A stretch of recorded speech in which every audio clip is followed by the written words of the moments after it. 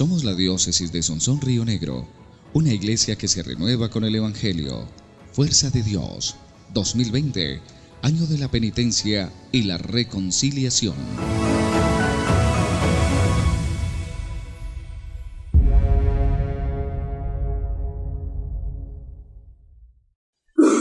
Queridos hermanos, reunidos esta mañana, tanto el grupo de ejercitantes de esta semana que comenzó anoche, como los párrocos y otros dos nombramientos para la diócesis que van a ser su posesión.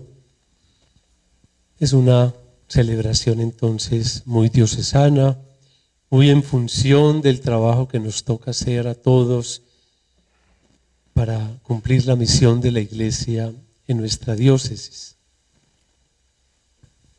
Inicialmente recuerdo algo sobre los párrocos y las parroquias, que como ya lo hemos hablado en otros momentos, simplemente mencionar y recordar. El número 201 de Aparecida habla de los párrocos, que dice que la renovación de las parroquias exige actitudes nuevas en los párrocos y en los sacerdotes que están al servicio de ella. Estamos empeñados en nuestro plan Renueva, renovación de la fe, renovación de la vida eclesial. Y sabemos que los sacerdotes y específicamente los párrocos pues juegan un papel fundamental. Entonces, actitudes nuevas. Y dice, la primera exigencia es que el párroco sea un auténtico discípulo de Jesucristo, porque solo un sacerdote enamorado del Señor puede renovar una parroquia. Eso queda claro. Sin el Señor no hacemos nada. Enamorado, discípulo enamorado del Señor. Y al mismo tiempo debe ser un ardoroso misionero que vive el constante anhelo de buscar a los alejados y no se contenta con la simple administración. Eso me parece muy importante tenerlo presente. Dale prioridad a la evangelización y no a la administración. Yo me he quejado de que los párrocos a veces tienen que dedicar demasiado tiempo a la administración y eso no debe ser así. Tenemos que buscar salidas para que la administración se libere un poco de los padres. Nos recuerda Aparecida también que una parroquia es el lugar donde viven y se forman los discípulos de Jesús. El reto de la iglesia es hacer cristianos. El ambiente más fácil, más a la mano, como célula vital de la iglesia, que también así la llaman, la parroquia, bueno, es la parroquia, donde ejercemos esa misión de que muchos sean discípulos de Jesús en la parroquia. También la parroquia es casa y escuela de comunión, teniendo claro que un discípulo de Jesús no puede vivir solo. La fe no se vive en soledad, aislada, se vive en comunidad. Y entonces una parroquia debe ser eso, una gran comunidad que acoge las pequeñas comunidades. Y esas son las dos últimas definiciones. Una parroquia es comunidad de comunidades. Ese es el reto que tenemos. Y he dicho siempre, la mejor parroquia es la que tiene más comunidades eclesiales. Porque ahí se manifiesta que la evangelización va tomando un rumbo muy definido, muy de proceso, y que lleva a que cada fiel viva su fe en una comunidad de hermanos. Y a la vez se define también la parroquia como una comunidad evangelizada y evangelizadora. Precisamente esos fieles que podemos formar, evangelizar de verdad desde el querigma, son los que se convierten en evangelizadores. También les he dicho, no podemos cumplir esa misión de la nueva evangelización si no es con el concurso de los laicos que tienen que estar evangelizados y formados. Ahora tomo de la palabra que hemos escuchado pues algunas cosas que son el ejemplo mismo del Señor, que nos ayude a vivir nuestro ministerio y a ejercer eso que tenemos que hacer en nuestras comunidades. Y al final sacamos algunas conclusiones prácticas de esa palabra que acabamos de escuchar. Es el texto que Jesús, la gente descubrió que enseñaba de una manera nueva, diferente. Jesús enseña de una manera diferente. Era una novedad. Ya vamos nosotros también pensando en nuestra manera de evangelizar. Y lo comparan con los escribas y los fariseos, cómo enseñaban. Ellos se limitaban a transmitir unos elementos, conocimientos, ideas, a repetir la ley. Eso posiblemente podemos hacer nosotros, simplemente repetir. No enseña como los fariseos, como los doctores de la ley, los escribas. Entonces es una manera diferente. Porque Jesús comunica una experiencia profunda de vida, de tal manera que impacta. Por eso la gente se asombra. Impacta. Habla a partir de su experiencia de Dios y de ese Dios en su vida, de ese Padre en su vida. Por lo tanto, su enseñanza sale del corazón. Es algo como sentido y vivido. Jesús obra también aquello que dice, porque posee ese poder, esa exusía que proviene del mismo Dios. Y es una palabra que no solamente se escucha, sino que se ve, porque se actúa ahí en el caso de esta liberación de que estaba ahí en la sinagoga. De una manera nueva. Pero también, muy pegado a esto, enseña con autoridad. La autoridad consiste en respaldar con la vida lo que se dice con las palabras, la coherencia. Jesús actúa, Jesús habla, Jesús enseña con la autoridad de que sabe qué tiene que decir, conoce desde su propia experiencia en su relación con Dios, sabe por qué lo dice y cómo lo dice. En las palabras humanas de Jesús se sentía entonces la fuerza de la palabra de Dios. O sea, se sentía la misma autoridad de Dios, con convicción. Él se hacía creíble. Y esa palabra de Dios es eficaz, porque realiza lo que dice. De ahí proviene la novedad y la autoridad con que Jesús hablaba. ¿Y todo esto que hace Jesús para qué? Es la acción del reino que hace nuevas las cosas y que enfrenta la realidad del mal. Jesús es eso, vencedor del mal. vencedor del maligno. Por eso nos enseña en el Padre Nuestro: perdónanos, líbranos del mal, líbranos del maligno.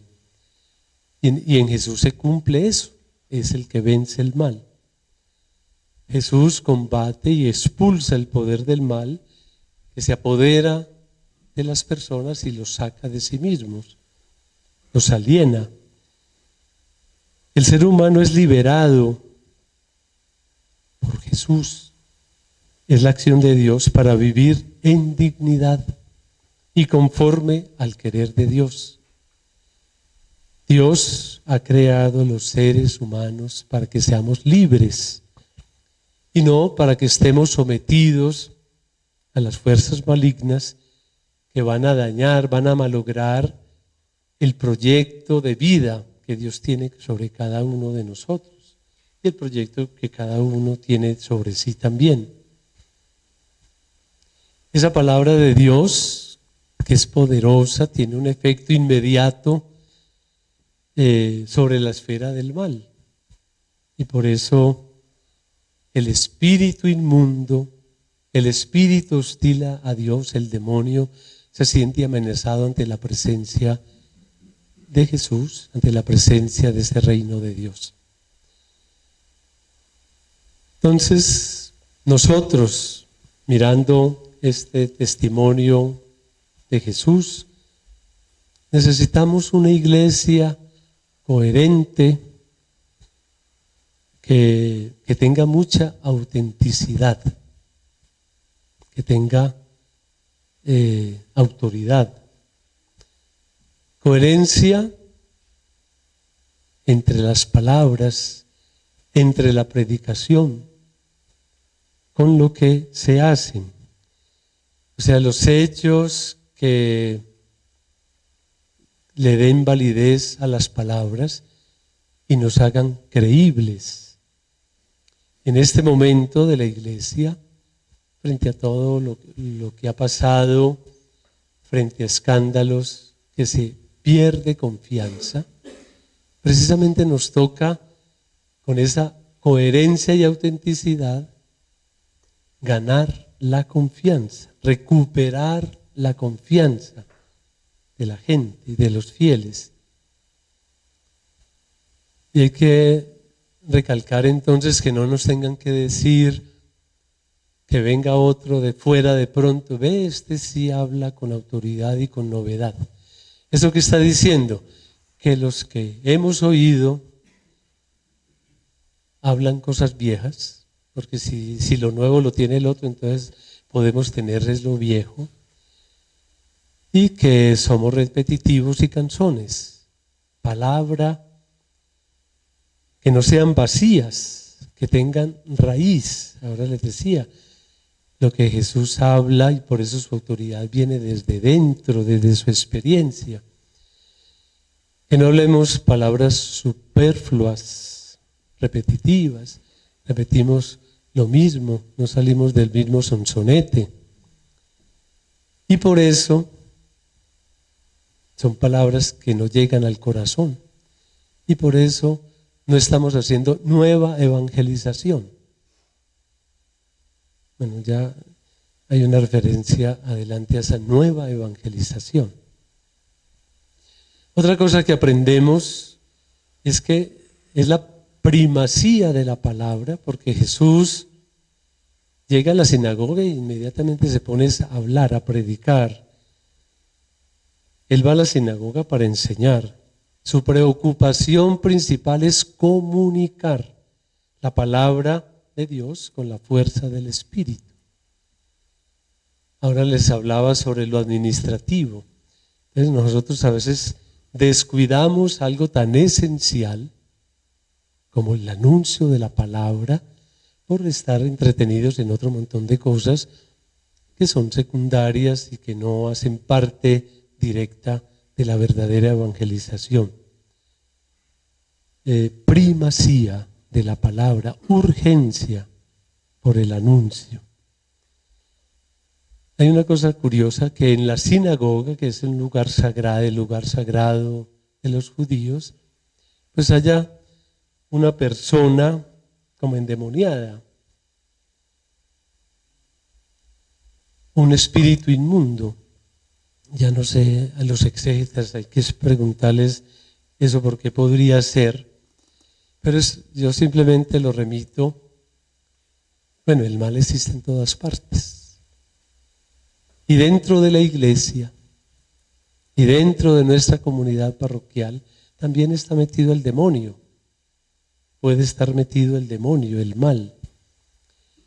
Nosotros tenemos que mirarnos a nosotros como comunidad creyente para mirar dónde tenemos que hacer algo para purificarnos. Nosotros hemos mencionado varias veces que toda esta problemática de abusos nos llama a una verdadera purificación y renovación. Es una gran oportunidad en ese sentido. Y no solamente son esos casos escandalosos. Hay muchas maneras de que el mal se nos meta de una manera sutil. En la repetición de las cosas, vivir un relativismo en todo, en la moral, en la manera de vivir nuestra fe, en las acciones que hacemos que a veces tienen otro interés, interesadas y no tanto respondiendo al querer y a la voluntad de Dios. Se puede estar en los asuntos del Señor, aparentemente, pero sin ser tocados por la gracia de Dios.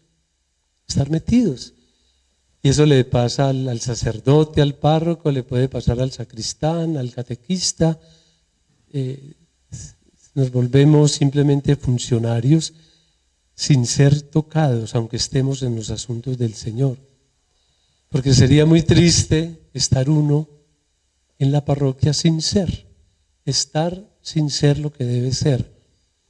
Y eso se parece algo a lo que el Papa llama la mundanidad espiritual, que en el fondo es vivir una doble vida, una apariencia de hombre piadoso y comprometido cuando hay otros intereses detrás. Y entonces, todo aquello que nos convierta más en funcionarios y no en pastores, el mal se nos puede meter de muchas maneras y tenemos que sacar de la comunidad cristiana, de nuestra parroquia, toda esa presencia del mal, porque de eso se trata la evangelización. Que podamos actuar con autoridad como Jesús para derrotar todos los espíritus inmundos, es decir, derrotar el mal que se anida en la humanidad, hace sufrir a las personas humanas. Sabemos, estamos inundados por esos espíritus inmundos que se apoderan de las personas, de las instituciones, de los gobernantes. Viene la corrupción, viene la violencia, tantas situaciones difíciles. Pero cuando somos conscientes de que actuamos con el poder de Dios, con la autoridad de Dios, podemos ayudar a superar todas esas situaciones. Si hablamos de doctrina nueva, eso se puede remitir también a la palabra buena noticia. Llegaba algo nuevo. Y de ahí también podemos hablar de nueva evangelización. Ese reino de Dios que no se queda en promesas, sino que se vuelve actuante, que se hace visible. Y no solamente se comienza una vida nueva en el caso de este que tenía el espíritu inmundo, que comienza para él como una vida nueva, con la fuerza de esa palabra creadora y liberadora de Jesús, sino que también comienza una nueva misión. Y eso hay que relacionarlo con la nueva evangelización. Este detalle hacia el final es donde, ahora les decía, en la parroquia debe ser una comunidad evangelizada y evangelizadora. En este caso, esa comunidad que estaba reunida en la sinagoga se convierte en evangelizadores. Dice el texto que bien pronto se difundió la fama y se extendió por todas partes. En el texto de aquí decía por toda la comarca, en otro dice por toda la región, se difundió la fama. ¿Quién la transmitió? Eso es la misión, que la fama de Jesús se difunda por todas partes. O sea que se pasó de la conmoción, estaban conmovidos por lo que veían, se pasó a que eso llegara a todas partes y a todas las regiones. La evangelización es la buena noticia que acontece en las personas y se comunica a los demás. Y acontece en todas partes. Esa enseñanza de Jesús, portadora de vida y de liberación, es para todo el hombre y para todos los hombres. Vayan a todas partes, anuncien todo lo que yo les he enseñado, bauticen en el nombre del Señor, vayan a todas partes. Esa es la misión y a eso le tenemos que apuntar con la nueva evangelización. Y finalmente, sobre los textos, haciendo referencia a la primera lectura, simplemente que nosotros a veces podemos confiar más en nosotros mismos y hacer depender todo la eficacia de la evangelización de nosotros. Si miramos la primera lectura, está muy claro de que Dios actúa, en este caso, sobre unos padres estériles, como en otras ocasiones, y nos trae la palabra de Dios, en este caso, los padres de Samuel, o actúa en circunstancias impensadas para llevar a cabo su salvación. El Señor se vale de muchas cosas y de muchas circunstancias, aún de las negativas, para poder cumplir su misión a través de nosotros. Entonces, que confiemos en el don de Dios, confiemos en el Señor. Él va guiando nuestro caminar, nuestra pastoral, nuestro camino evangelizador. Somos la diócesis de Sonsón Río Negro, una iglesia que se renueva con el Evangelio. Fuerza de Dios, 2020, año de la penitencia y la reconciliación.